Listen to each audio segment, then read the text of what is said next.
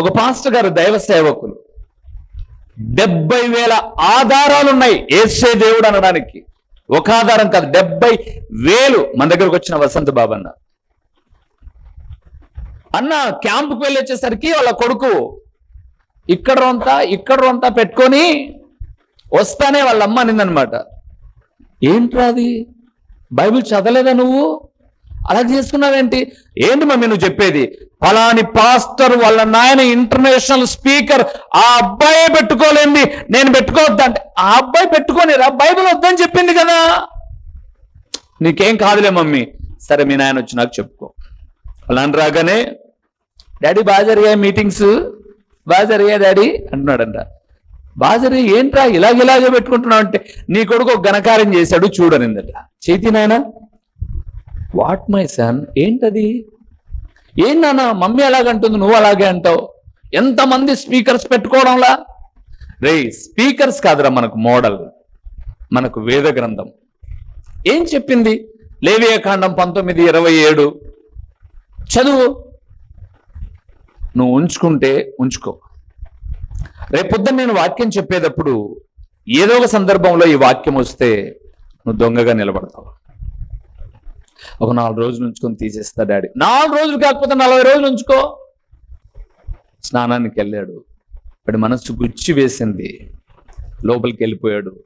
నీట్గా షేవ్ చేసుకొని వాళ్ళ డాడీ బయటకు వచ్చేళ్ళకే, డాడీ చక్కగా ఉంది నాన్న. మనము ఇంకొకరిని చూసి వాక్యములో లేనిది, నేను అడుగుతాను ఇప్పుడు, ఈరోజు పెద్ద పెద్ద మీటింగ్లు అన్నిటిలో కూడా కీబోర్డ్ వాయించేవాడు, గిటార్ వాయించేవాడు, ఫ్లూట్ వాయించేవాడు, పాట పాడేవాడు జడకు రిబ్బన్ మాదిరి వేసుకొని పాడుతున్నాడు అంటే వాడా మనకు మోడల్?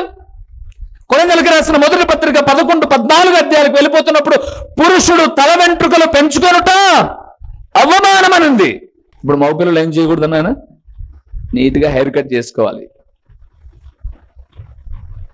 ఆ దినాల్లో ఒక సినిమా వచ్చిండే, ఇప్పుడు కాదులేండి 95 సినిమా పేరంటే హిందీలో కల్నాయక్. ఆ కల్నాయక్ సినిమాను చూసి అందరు ఇక్కడ దాకా పెంచేసుకున్నారు. మా హాస్టల్లో మా సార్ ఏం చేశాడంటే, మామూలుగా కటింగ్ చేస్తారు కదా, ఈరోజు నేనే ఒక 5 మంది కటింగ్ చేస్తాను, రూమ్లోకి తీసుకెళ్ళిపోయేసి ఇక్కడ ఖర్చులు పెట్టాడు. కటింగ్ రాదానికి సారుకు, కూర్చో మోకాళ్ళు కనడం, కట్ చేయడం.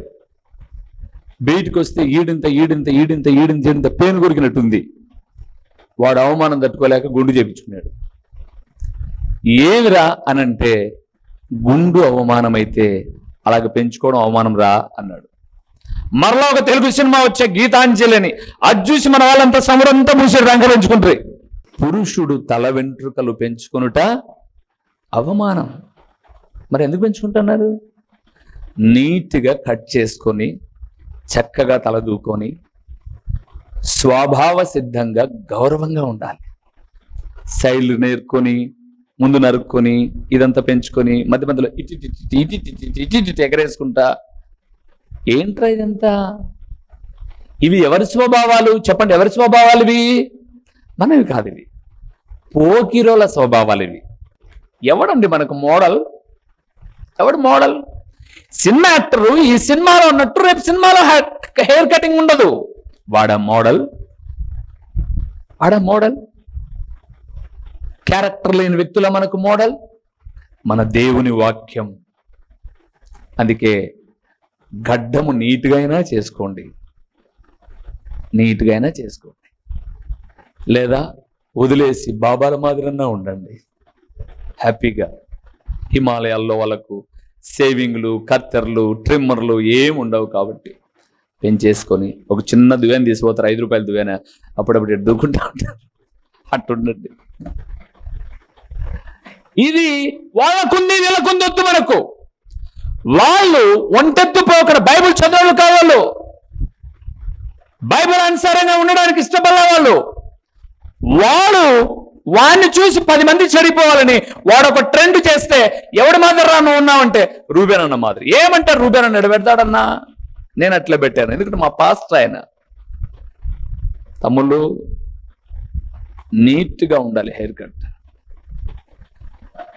ప్రొద్దున్నే మా కొడుకు ఇప్పుడు 9వ తరగతి 10వ తరగతి పిల్లలకే గడ్డాలు వచ్చేస్తున్నాయి. ఈ పక్క రొంత వచ్చింది, ఈ పక్క రాలే.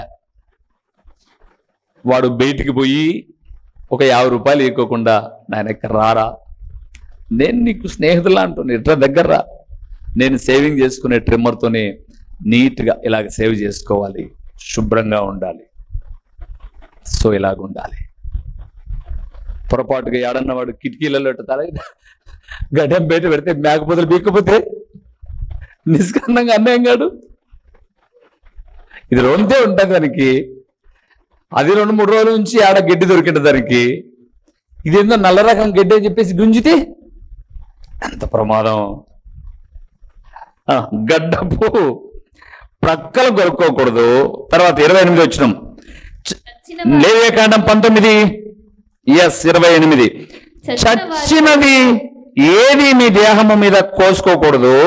పచ్చబొట్లు మీ దేహమునకు. అమ్మాయిలు అబ్బాయిలు ఏం బొట్టు, ఏం బొట్టు? ఈరోజు ట్యాగ్ ఫ్యాషన్ అయిపోయింది కదండి. ఎక్కడ పడితే అక్కడ ట్యాగ్. ఇవన్నీ పచ్చబొట్లు చేతల మీద, భుజాల మీద, తలల మీద, గొంతుల మీద. మీకు తెలుసా, దేహం మీద పచ్చబొట్టు వేయించుకుంటే ఆ బ్లడ్ ఎవరికైనా ఇవ్వడానికి యూజ్ అవ్వదు. అది ఒక కెమికల్, అడిగి చూడండి మీరు కావాలంటే. ఆ బ్లడ్ యూజ్ అవ్వదు. ఆ రక్తము ఎవరికి, ఒకవేళ చావు బతుకులో మీ అమ్మ మీ నాయన ఉన్నాడు, నీ రక్తమే సూట్ అయింది కానీ సెట్ అవ్వదు, చస్తాడు. పచ్చబొట్లు పోకిరి చేష్టలు ఇవి. ఈరోజు లోకం అంతా అదే. స్త్రీలు మొత్తం ఇక్కడి నుంచి, పురుషులు ఇక్కడి నుంచి. అందుకే అందరు కట్ బనియన్స్, అంటే ఆ పచ్చబొట్టు కనపడేటట్టుగా డ్రెస్సులు వేసుకుంటున్నారు చూడండి, పచ్చబొట్టు కనపడేటట్టుగా. అందుకే అన్నాడు పేతురు గారు, అది పూర్వకాలం అయిపోయింది ఆ జీవితం. అది తెలియక చేసే వేరే విషయం, తెలిసిన తర్వాత జాగ్రత్త నాన్న. అయ్యంట భక్తిపరుడేనంట, అమ్మాని రాయిపించుకున్నాడంట పచ్చబొట్టు. రేపొద్దున మిమ్మ సావు బతుల మీద ఉంటే నీ రక్తమే తరం కాదు, దరిద్రుడా. అమ్మ అనే ప్రేమ మనస్సులో ఉండాలి కానీ పచ్చబొట్లు ఏంటి? కుటుంబం, వ్యక్తిత్వమును, సమాజంలో ఏదైనా ఉంటే అది మన చేతి మీద కాదు ఉండాల్సింది, హృదయములో. పచ్చబొట్టు భయంకరమైనటువంటి పోకిరి చేష్టలు. అందుకే అన్నాడు, పచ్చబొట్టు మీరు పొడుచుకొనకూడదు, పొడిపించుకోకూడదు. ఇంతింత డబ్బులు ఇచ్చి దేహం అంతా ప్రభునందు ప్రియులారా. చెప్పండి, ఇవి ఏ చేష్టలు? మళ్ళీ వద్దాం, పేతురు గారి దగ్గరికి వద్దాం. పేతురయ్య గారు చూస్తున్నారు మన కోసం, గారు అంత చెప్పాల్సిందే రుబినయ్య అని. 4వ అధ్యాయం 3వ వచనానికి వస్తున్నాం. మనము చెప్పండి, ఏ చేష్టలు? ఎవరివి? ఏవేవి? ముందు ఎర్రాక దించేసుకొని కళ్ళు కనపడకోకుండా ఇవి పోకిరి చేష్టలు. ఇదంతా నున్నగా ఉంది, ఇదికి వచ్చేసరికి ఇట్లుంది. ఎప్పుడైనా ట్రైన్లలో పోయేటప్పుడు జాగ్రత్త.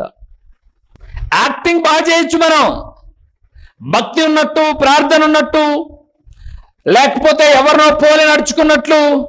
అందుకే దేవుడు అన్నాడు, వేషధారణ సరైనది కాదు. పోకిరి చేష్టలు వద్దు మనకు, మంచి చేష్టలు కలిగి ఉందాం. తర్వాత ఏమన్నాడు? అన్యుల ఆచారాలు. రెండోది ఏంటట? దురాశలు. ఎప్పుడు ఎవరిదో ఒకటి మన సొంతం కావాలి. తప్పు ప్రియులారా, ఎవరిదో మనకు కావాలని మనం కోరుకోకూడదు. మనకున్నది మనకుంటే చాలనుకోవాలి.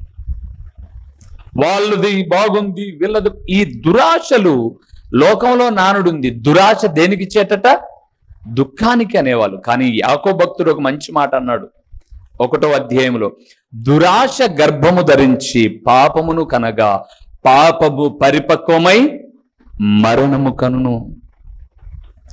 మరణానికి అమ్మ ఎవరు అంటే పాపం. పాపానికి అమ్మమ్మ ఎవరు? పాపానికి అమ్మ ఎవరు? దురాశ. గెహజీ లోపలికి వచ్చాయి, ఆయన బాగైంది కదా, ఇంకా వెళ్ళమను అన్నాడు. నాయమన్ అయ్యా బాగు చేసావు, బంగారు తీసుకోయా, కొంచెం రెండు జతల బట్టలైనా తీసుకో, కొంత వెండి తీసుకో అని అన్నాడు. నీ వల్ల నాకేమొద్దు, నా దేవుడు బాగు చేశాడు, వెళ్ళిపో అన్నాడు. ఈ ఊరుకుండడే మనవాడు, ఆయన ఎప్పుడు మోకాలు నొంగుతాడన్న వెయిటింగ్. మొత్తం పైన ఎలీషా గారు ప్రార్థనలో కూర్చోగానే పరిగెత్తాడు గసపెడుతూ. ఇప్పుడే ఇద్దరు వచ్చినారు. కొంతమంది అబద్ధాలండి, భలే ఆడతారండి, సూపర్. అయితే ఒక మాట చెప్తాను పురుగులారా, అబద్ధం ఏ రోజైనా అబాసు పాలు చేస్తుంది. నేను అబాసు పాలు చేస్తుంది. ఇప్పుడే వచ్చినాడు అన్నాడు, ఒక 2 జతల బట్టలు, కొంత వెండి అన్నాడు. నీకు ఇష్టమైతే డబల్గా తీసుకొని లోపల పెట్టుకున్నాడు. ఎలీషా అంటున్నాడు, గెహజీ నువ్వు వెళ్ళేటప్పుడు నా మనసు నీతో పాటు రాలేదా? ఇప్పుడయ్యా ఇది?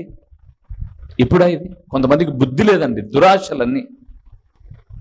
ఒకటి గుర్తుపెట్టుకోండి తల్లిదండ్రులారా, మీకేదైనా ఉంటే దాన్ని జాగ్రత్త చేసుకుని పిల్లల చదువులు, భవిష్యత్తు కొరకే ఒక ప్రణాళికను సిద్ధపరచండి. ఒక మాట చెప్పానా మీకు? అనవసరమైన అన్నీ కొనుక్కుంటూ ఉన్నారనుకోండి, డబ్బులు ఉన్నాయని, రేపొద్దున అవసరమైనవి అమ్ముకోవాలా. అనవసరమైన అన్ని కొనుక్కొని ఊరికి ఏముండవు, ఉపయోగమే ఉండవు. వాళ్ళకుంది, మనకు ఉండాలి. ఈ చెడ్డ ఆశలు మంచివి కాదు. ఒకరోజు అవసరమైనవి ఏం చేయాలి? అమ్ముకోవాలా. దురాశలు అన్యుల ఇష్టాలు, అవి మనవి కాదు.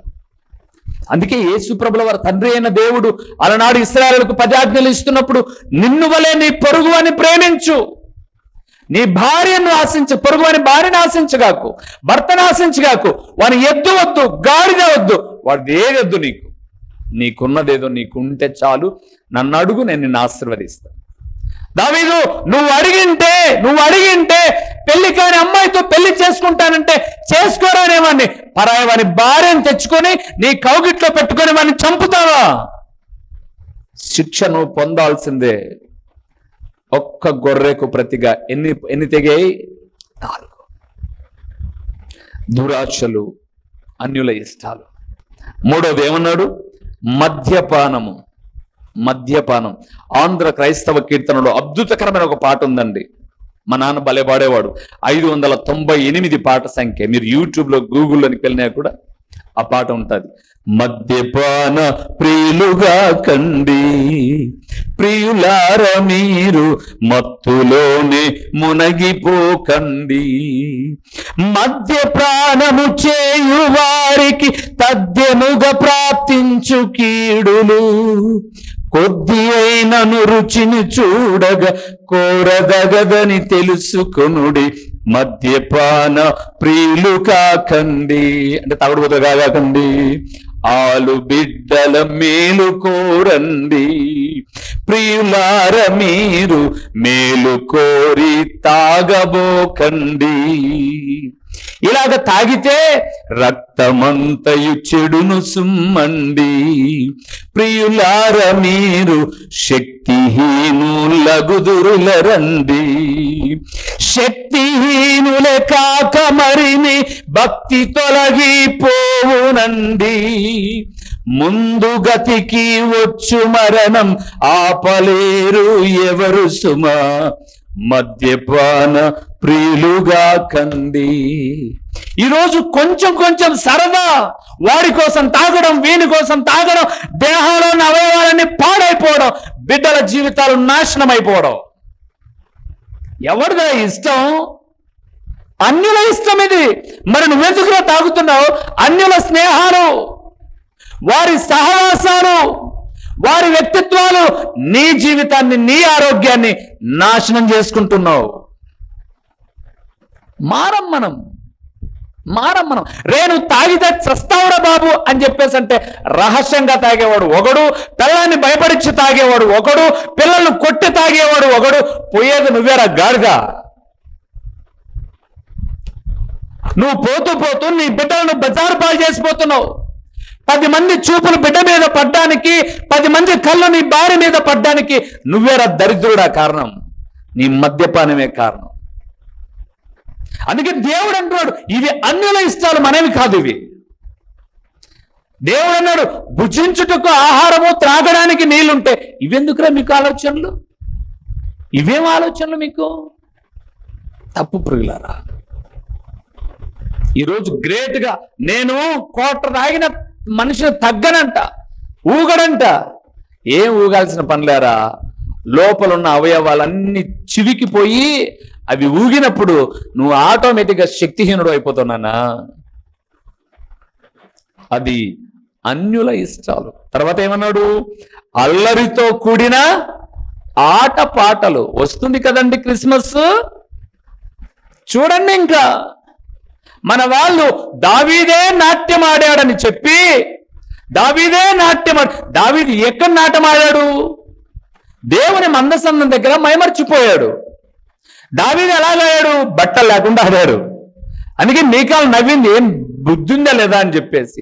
ఈరోజు డాన్స్లు ఏం చేస్తున్నారు అమ్మాయిలు అబ్బాయిలు ఎలాగ డాన్స్లు వేస్తున్నారు అని చెప్పేసి అంటే, అమ్మాయిలు టైట్ టీ షర్ట్ వేసుకుంటుంది, టైట్ జీన్స్ ప్యాంట్ వేసుకుంటుంది, tight T shirt tight jeans pant వేసుకొని స్టేజ్ మీద అమ్మాయి ఎగురుతుంటే కిందన అబ్బాయిలు చర్చిలోనే అని ఊరలు కొడుతూ ఉంటే, దీనికి భక్తి అనే ఒక పేరు పెట్టడం అల్లరితో కూడిన ఆటపాటలు ఇవి. మన వాళ్ళు మగపిల్లలు తక్కువ కాదు. ఈడ ఒక క్లాత్ కట్టింటాడు. ఏం దర్గా కడిగిపోయినావురా దరిద్రుడా నువ్వు? దర్గా కడిగిపోయినావురా? ఈడ ఒక గుడ్డ కట్టి, ఈడ ఒకటి కట్టి, ఈడ ఒకటి కట్టి ఇరిగింటే కట్టాడా? దేనికోసం కట్టాడు? ఇవన్నీ ఎవరు ఎక్కడ చేస్తారు? వేదికల మీద రికార్డ్ డాన్స్ చేసే వాళ్ళు చేసేవి ఇవన్నీ. అవన్నీ ఇప్పుడు ఎక్కడికి వచ్చాయి? సంఘంలోకి వచ్చాయి. సంఘంలోనికి వచ్చాయి. తల్లిదండ్రులు ఏమంటున్నారంటే, మా పాపను డాన్స్ లో పెట్టుకోలే, మేము చర్చిలో సందా కట్టలే, మేము రాం గుడికి. వాక్యం లేకపోతే గుడికి రామనాలా? తప్పు చేస్తూ సేవకుడు వాక్యం చెప్తే గుడికి రామనాలా కానీ మా పాపను పెట్టుకోలేదే. అల్లరితో కూడిన ఆట పాటలు, త్రాగుబోతుల విందులు అన్నాడు. చూడండి అక్కడ, త్రాగుబోతుల విందులు. ఒక్కడు తాగాడు, తాగేవాడు. ఈ త్రాగుబోతుకు 4-5 మంది జాయింట్ అయితేనే నేను కైపెత్తదంట. కాబట్టి 4-5 మంది కూర్చొని ఎవరు నేర్పిస్తున్నారు? సినిమా వాళ్ళు. చేర్స్ అనాలి, గలాసు కొట్టుకోవాలి, ఇంట్లో భార్య మొగుడు కొట్టుకోవాలి. అది జీవితం. చేర్స్. చేయదగని విగ్రహ పూజలు, అన్యుల ఇష్టాలు వద్దు అన్నాడు.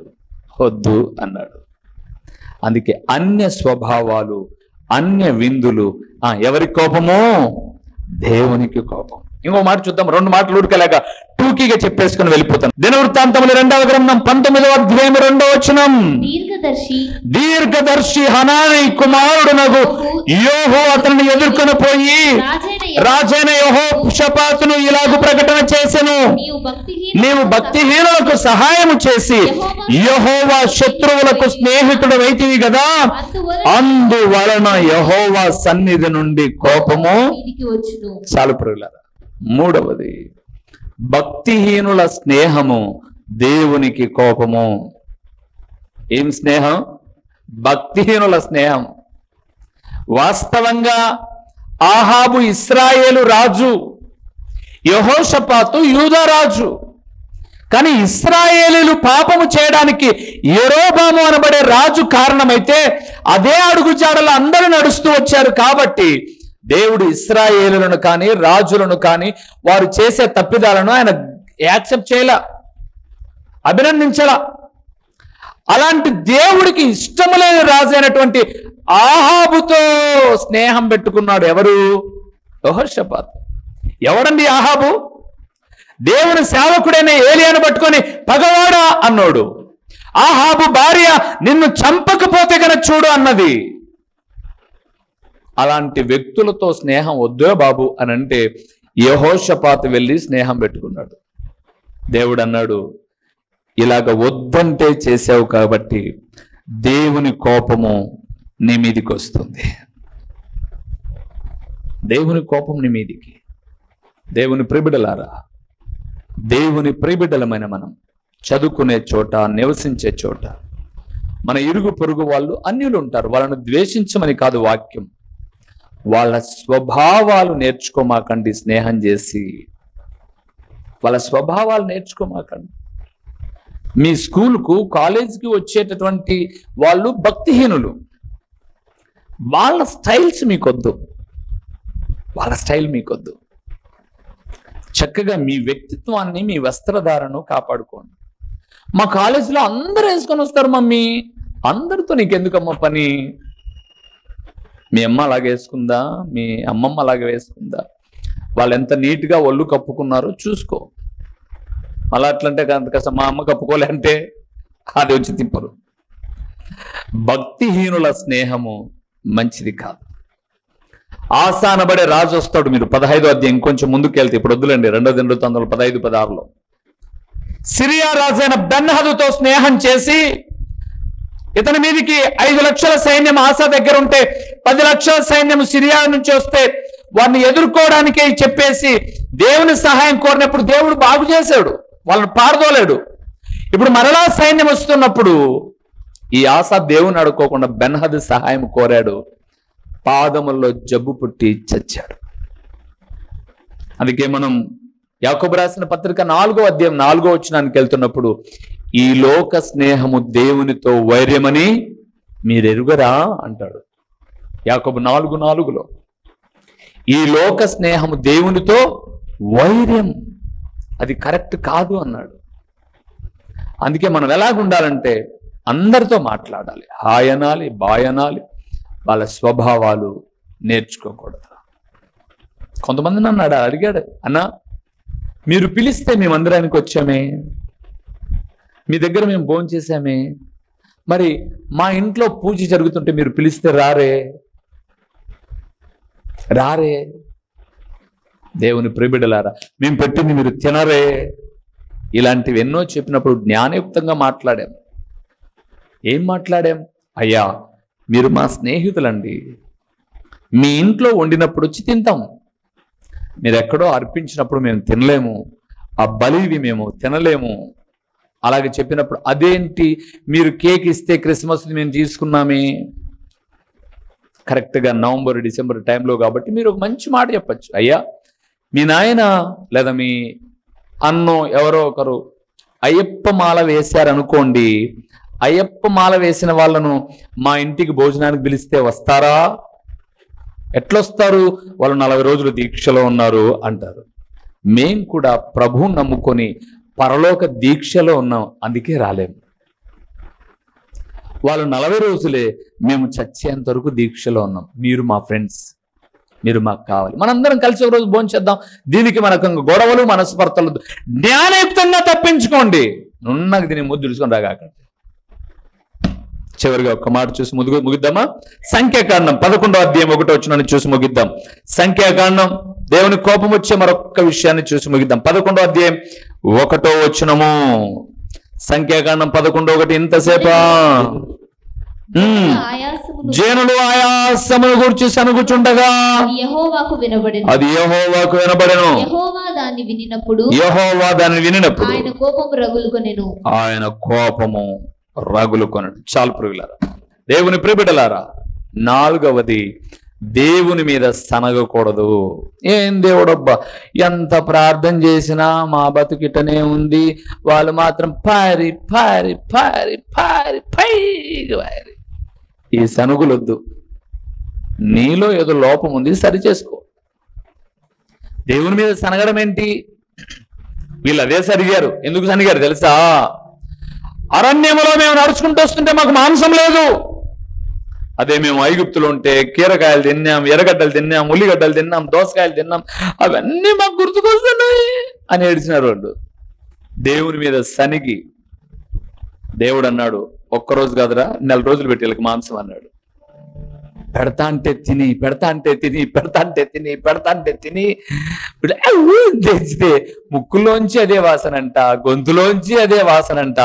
లాస్ట్కు ఆ వాసనను బట్టి వాళ్ళ మీద కోపగించుకొని దేవుడు అరణ్యంలో ఏం చేసినాడు? చంపినాడు. ఒకప్పుడు తినడానికి తిండి లేవు మనందరి కుటుంబాల్లో. ఈరోజు తినడానికి ఆహారాన్ని ఇస్తున్నాడు దేవుడు. ఒక పూట మాంసం లేకపోతే ఆదివారం కూడా మాంసంలే, ఆదివారం కూడా మాంసాలని ఏడుస్తారు. మీరు కాదు, చాలా మంది ఆదివారం కూడా పప్పేనా? ఏరా పప్పు లేని వాళ్ళు ఎంతమంది రా దరిద్రుడా? తిని నుండంగా గ్యాస్ నింపుకొని బయటికి పంపి గ్యాస్. ఆదివారం పప్పేనా? ఆదివారం ఇదేనా? ఆ రోజు మీ అమ్మ చెయ్యి ఒక పక్కన కాలు ఒక పక్కన కోసి మసాలా వేస్తుంటది. నుండంగా తిని ముక్కులోంచి వాసన వచ్చిందంగా తేంచు. దేవుని మీద సనక్కూడదు. దేవా ఎంత గొప్ప దేవుడు నాయన. ఎవరినో చూసి మీరు ఎప్పుడు దేవుని సనుక్కోవాకండి. మనకన్నా తక్కువ వాళ్ళని చూడండి. ప్రభువా 2 కాళ్ళు ఇచ్చావు నాయనా, ఎంత గొప్ప దేవుడు అయ్యా నువ్వు. వాడికి ఒక కాలు లేదు, చాలా ఇబ్బంది పడుతున్నాడు.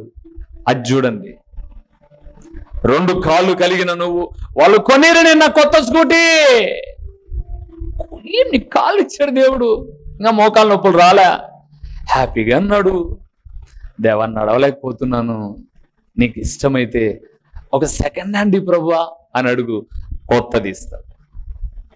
వాళ్ళకి ఇచ్చినారని సనిగామనుకో, లాస్ట్కు తోపుడు బండి మీద పోవాలా, లేదా చక్రం వీల్ చైర్ మీద సైకిల్లో పోవాలా. జాగ్రత్త, దేవుని మీద సనగమాకండి. ప్రార్థన చేసుకుందాం. నీతి స్వరూపుడైన మా ప్రియమైన పరలోకపు తండ్రి, పరిశుద్ధుడైన దేవా, మీ ఘననామమునకు స్తోత్రములు నాయనా. ఎంత మంచి దేవుడవు తండ్రి. మేము నీ బిడ్డలము కాబట్టి, నీ బిడ్డలుగా నిన్ను పోలి నడుచుకోవాలి కాబట్టి సూటిగా మాతో మాట్లాడుతూ ఉన్నారు. అయితే మేము విని విడిచిపెట్టకోకుండా వాక్య ప్రకారముగా ప్రవర్తించు వారముగా ఉండడానికి మీరు సహాయము చేయండి తండ్రి. ఇప్పటిదాకా తెలియక మీరు కోపపడే పనులు మేము ఏవైనా చేసి ఉంటే ఖచ్చితంగా చేసి ఉన్నాం నాయన. దాన్ని ఈరోజు విడిచిపెడుతూ ఉన్నాం. మీ గొప్ప కనికరాన్ని మా మీద చూపి, మీ కోపాన్ని మేము తాళలేం కాబట్టి మీ గొప్ప ప్రేమను పొందుకునే బిడ్డలముగా నేను ఈ వాక్యమైన బిడ్డలో నిలిచి ఉండడానికి కృప చూపండి తండ్రి, కృప చూపండి. ప్రకటించబడిన పరలోకపు సంగతులు వ్యర్థముగా పోకుండా సారవంతమైన నేలను పడిన విత్తనము వలె 30 60 100 ఫలింపచేసి మీ ఘననామానికి మహిమ ఘనత ప్రభావములు మీరు కలుగు చేసుకునుమని ఎంతైనా నమ్మదగిన దేవుడు అని మీకు స్తుతులు చెల్లించుకుంటూ యేసు నామములో అడిగి పొంది ఉన్నాము తండ్రి, ఆమేన్. మా చిరునామా దైవజనులు బ్రదర్ ఓ రూబేన్ గారు, క్రీస్తు ప్రార్థనా మందిరం, డోర్ నెంబర్ 1-10-386, నగరిగుట్ట, పులివెందుల, కడప జిల్లా. మీ ప్రార్థన అవసరాల కొరకై సెల్ నంబర్ 9989067409.